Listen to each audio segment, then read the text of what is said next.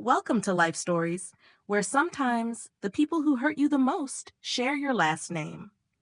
What would you do if your own family, those you were told to love no matter what, crossed every line you ever drew? Would you stay quiet to keep the peace, or finally speak up and risk losing everything just to protect your sanity? In today's story, we meet a woman who built her life around boundaries, only to find out that silence doesn't always keep you safe. What begins as a family barbecue ends with betrayal, break ins, and a decision that would change everything. It's raw, it's emotional, and it may hit closer to home than you expect. Stay with us, because by the end, you might just find the courage to draw a line of your own. Now, let's begin. They say peace is the absence of noise. For Elena Morgan, peace was a curated silence, one she had fought tooth and nail to build. At 36, she lived with her husband Ryan in a tastefully minimal apartment overlooking the gray mist of Puget Sound. No kids, no loud dinners, no uninvited guests, just quiet mornings with fresh coffee and the rhythmic tapping of rain against the windows. It was the kind of life many wouldn't understand, especially not her family. To them, silence wasn't peace, it was distance. And distance, in their world, was betrayal. Elena had been the youngest of three sisters. Jessica, the eldest, was a steamroller of opinions wrapped in designer yoga pants and failed ventures. Lindsay, the middle child, juggled three hyperactive kids and a husband who spent more time at his fantasy football league than with his family. The Morgans had always been loud, messy, and emotionally unpredictable.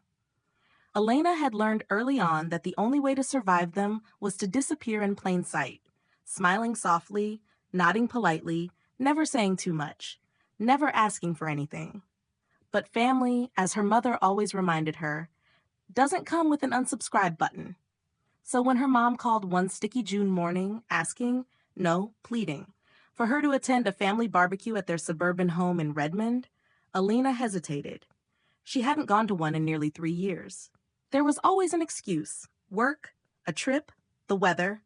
But this time her mother's voice had an unfamiliar edge, something between desperation and warning. Everyone's going to be there. Just don't make us feel like you're gone. Elena knew Ryan would support whatever she chose. He always did. Over breakfast, he looked up from his mug and simply said, "If you want to go, I'll come with you." So they went, and almost immediately, Elena regretted it. The backyard was an echo chamber of shrieking children, half-empty beer bottles, and tired conversations. Jessica spotted her first, strutting across the grass in wedge sandals and a mimosa in hand. "Well, look what the cat dragged in," she grinned. "Did corporate finally let you out for air, Miss CEO?" Elena smiled tightly, her fingernails digging into her palm. "Glad you could make it," Lindsay chimed in with a baby on one hip and a juice pouch in the other. "We were starting to think you'd forgotten you had a family." Ryan placed a gentle hand on Elena's back, grounding her. She smiled, small, practiced, polite, and excused herself to say hello to her dad, who sat half hidden in the shade, thumbing through an old fishing magazine. But peace was fleeting. Sometime between the burgers and the passive-aggressive jabs about her childless life, chaos exploded. Jessica's kids and Lindsay's tore across the yard, screaming something about level 13 as they barreled toward a neighbor standing too close to the pool. The woman slipped. There was a splash, gasps, and a long beat of stunned silence. She emerged half-drenched and furious. Without a word, she grabbed her tote and left. Before Elena could process the scene, the kids turned their attention to her. They charged, laughing wild-eyed. On instinct, she stepped aside. They tumbled into the pool in a tangle of limbs and shrieks. And then came the scream. "Are you serious?" Jessica shrieked. "Why didn't you catch them? They could have drowned." "No one even asked why they were running like that," Elena said quietly later, as she and Ryan drove home in silence, her knuckles white on the steering wheel. "I was the villain just for showing up." He didn't respond. He didn't have to. The exhaustion on his face said it all. That night, Elena sat in her home office, staring at an old photo on her bookshelf. It was from her cabin in Aspen, a snow-covered escape she had secretly bought years ago. The title was under her parents' name, a strategic move to keep it out of her sister's sights, or so she thought. She reached for her phone, opened Instagram, and typed in a name she didn't want to see. At Hidden Gem Getaway, Best Kept Secret in Aspen, hosted by Jessica, 5 stars. Elena's heart thudded once, then dropped. She scrolled faster. Photos of her private retreat, now on display for the world. Airbnb reviews, hashtags, taglines, and it didn't end there. 2 weeks later, she and Ryan drove up unannounced to check the heating system. They found a strange family grilling on the porch. The father, relaxed and barefoot, waved and said, "Lindsay told us to come today. They're joining us later." Elena didn't scream, didn't cause a scene. She nodded, left a voicemail for her mother, and walked away. But something inside her had already shattered. She had built a life on boundaries, silence, and patience. But when silence is used to cover greed, patience becomes a prison. And now Elena wasn't just a sister. She was prey. That night, she began gathering proof. Airbnb screenshots, tax records, title documents. A friend booked a weekend stay using a different name. Everything pointed back to Jessica and to Lindsay, whose guests were strangers eating burgers on her porch. 3 days later, the text came. First, Jessica. "You're so selfish. Not having kids doesn't make you superior." Then Lindsay. "We're drowning trying to raise kids. You just sit in your perfect life and act like you're better. That cabin was supposed to be for family." Even the husbands joined in. One message from Mike, Jessica's husband, read, "If I'd known you'd pull this stunt, I wouldn't have left the gate unlocked." It was meant as a joke, but it landed like a threat. That was the moment Elena stopped playing nice. 3 nights later, her mom called again, a family meeting. No kids, just the adults. 6 p.m. Friday. Elena didn't want to go, but she needed to. That Friday, the living room was quiet, the air heavy. Her mother started with, "Let's just talk. No yelling, no blame, just truth." So Elena spoke. "I know you've been renting the cabin.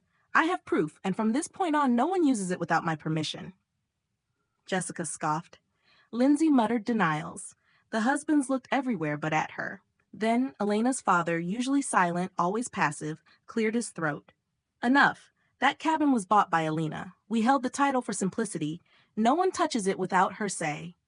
The room froze. Jessica's voice cracked. "Fine.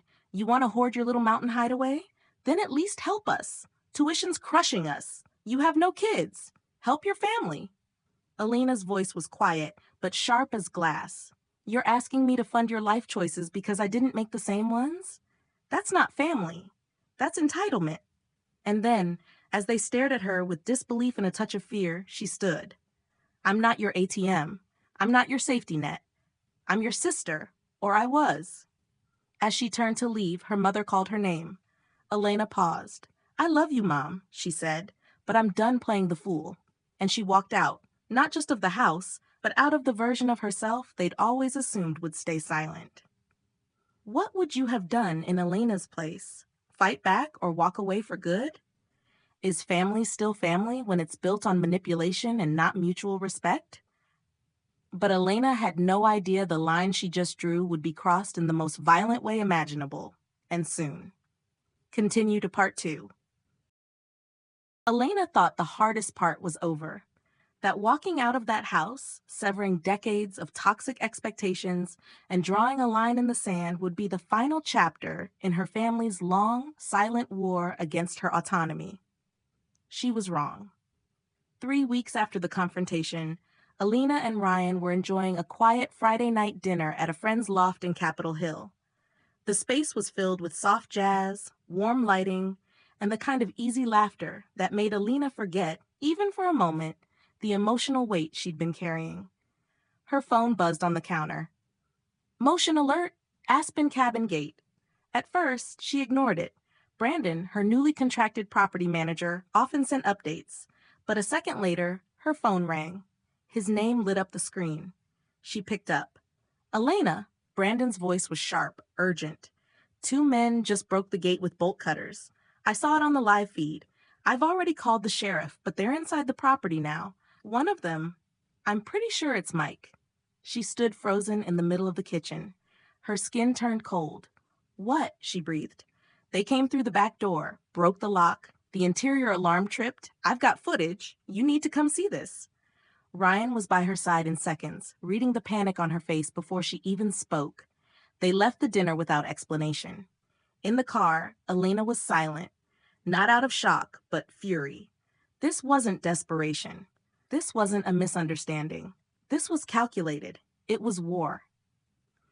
The next morning, she sat in Brandon's office watching the footage on a grainy monitor. There they were, Mike and Kevin, two men she once shared holidays with, held her sister's babies with, joked with over dinner. Now they were caught on camera, cutting chains, kicking in the door, stomping into her sanctuary like they owned it. Kevin even looked directly into the camera. Then, slowly raised his middle finger. Elena felt something twist inside her. Not fear, not betrayal, clarity. These weren't family members making mistakes. These were grown men who believed they had a right to what was hers. And when denied, they didn't ask. They invaded. Later that afternoon, the sheriff called. Both men had been arrested and charged with unlawful entry, property damage, and attempted camera tampering. Their excuse? We were retrieving family belongings. Elena laughed bitterly when she heard it. What belongings?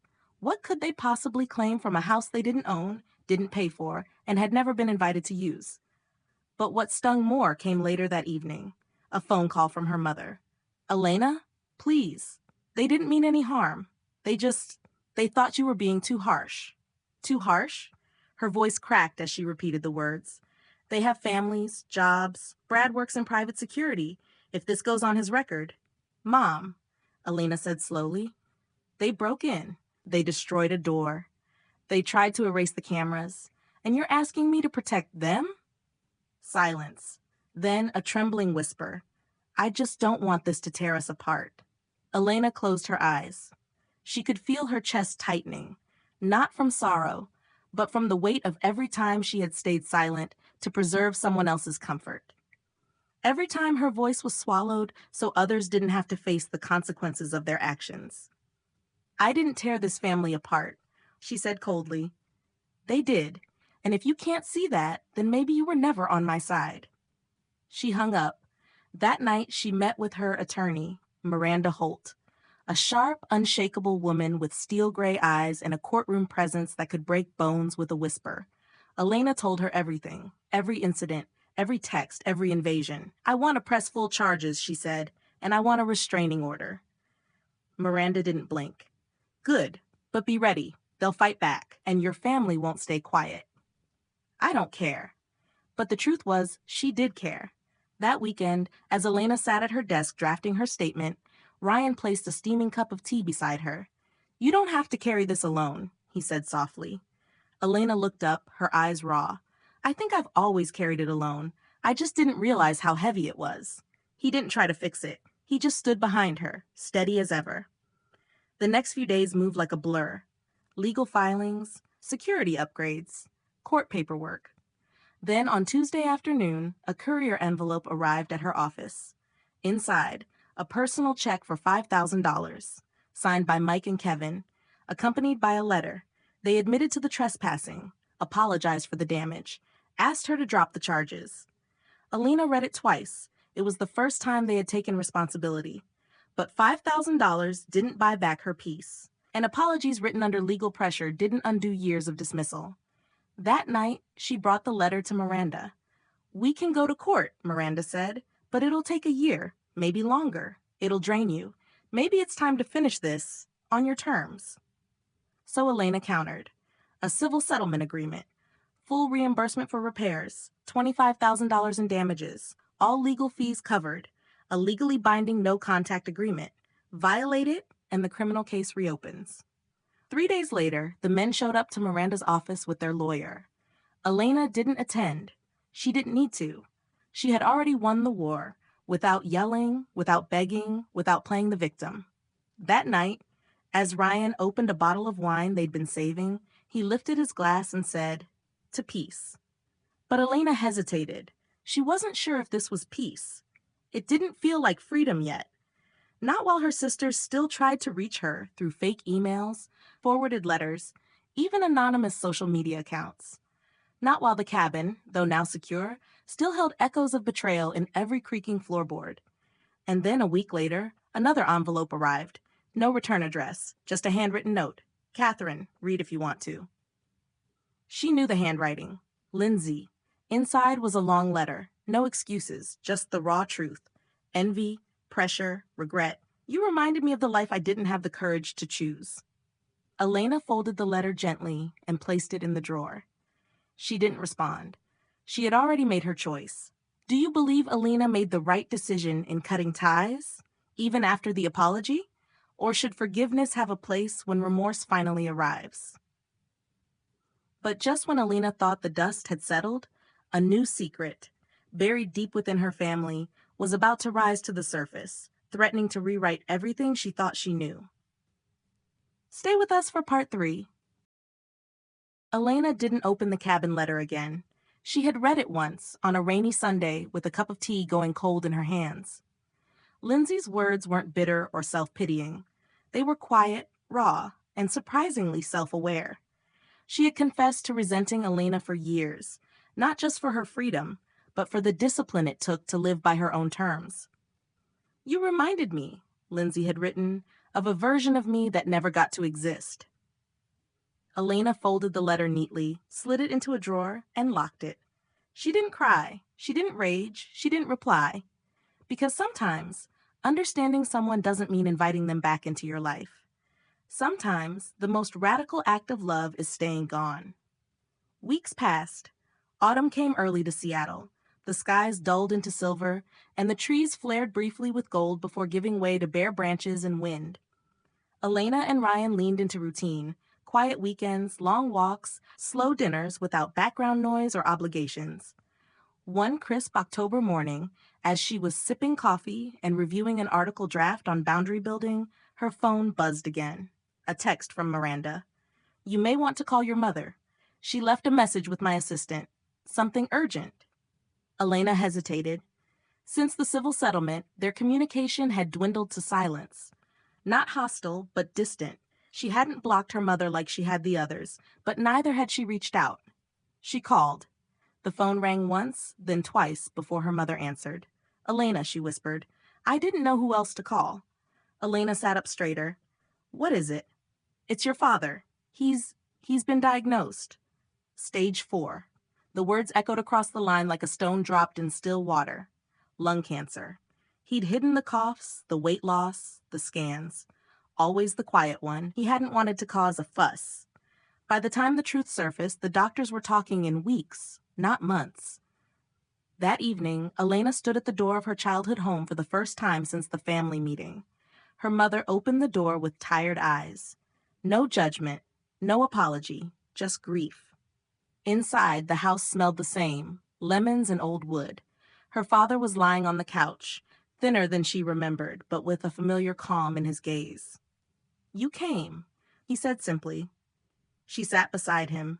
He didn't say much. He never did, but he held her hand, and that said enough. The next few weeks unfolded in a haze of hospital visits, hospice care meetings, and the slow, quiet unraveling of a man who had always preferred to stay out of the noise. Elena became the one who organized the medications, updated the doctors, arranged for in-home nurses. Jessica and Lindsay showed up occasionally, tearful and awkward. They didn't fight. They didn't talk much. They didn't apologize. But their presence hovered like shadows, never fully gone, never fully welcome. Elena didn't speak to them beyond necessities, but she didn't ask them to leave either. Some boundaries, she realized, weren't about exclusion. They were about choosing where her energy went. And her father, he was worth it. One night, he called her into the living room while her mother slept upstairs. The TV flickered in the corner, the volume low. You know, he said, his voice faint.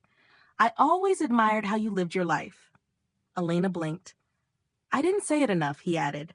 But I saw you. I saw the weight you carried, trying to keep this family together. And when you walked away, I didn't blame you. I envied you. Tears welled in her eyes before she could stop them. You taught me something, he continued. That loyalty without respect isn't love. It's captivity. He reached for her hand again, this time with effort. When I'm gone, don't come back here unless you want to. Not for them. Not even for your mother. Live your life, Elena. Don't carry ghosts out of guilt. 2 weeks later, he was gone. The funeral was quiet, held in a small church with soft music and gray skies pressing against the stained glass windows. Alina gave the eulogy. She didn't speak of family vacations or birthdays. They'd rarely had those. She spoke of the quiet strength in her father's silence, the lessons in his restraint, and how dignity wasn't always loud. Jessica cried openly. Lindsay sat still, red-eyed. Their husbands weren't there. After the service, Lindsay approached her outside. "I know it's too late to fix anything," she said, voice trembling, "but I just wanted to say, you deserve better than what we gave you." Elena nodded once. That was all. And it was enough. She didn't wait for anyone else. She and Ryan left quietly, without long hugs or lingering glances. 2 weeks later, she made a decision. The cabin in Aspen, her retreat turned battleground, was going back on the market, but not in the way anyone expected. Elena contacted a nonprofit that supported women leaving abusive family systems, survivors who had nowhere to go, no safe space to begin again. She donated the cabin, in full. It wasn't about money. It was about releasing the last physical tie to a war she had already won, turning a place of betrayal into a sanctuary for someone else's beginning. When the paperwork was signed, she and Ryan took one final trip to the cabin together. Snow had just started falling, soft, silent, and clean. They lit a fire, cooked one last dinner, slept in the same bed where once Alina had dreamed of peace. And in the morning, she wrote a short note and left it tucked under a stone near the porch. "This home taught me how to walk away. May it teach you how to come back to yourself." Back in Seattle, life resumed. Elena returned to her writing. She published a personal essay on boundary grief, the ache of choosing peace over tradition, of loving people from a distance they may never understand. The piece went viral. Messages poured in from readers across the world.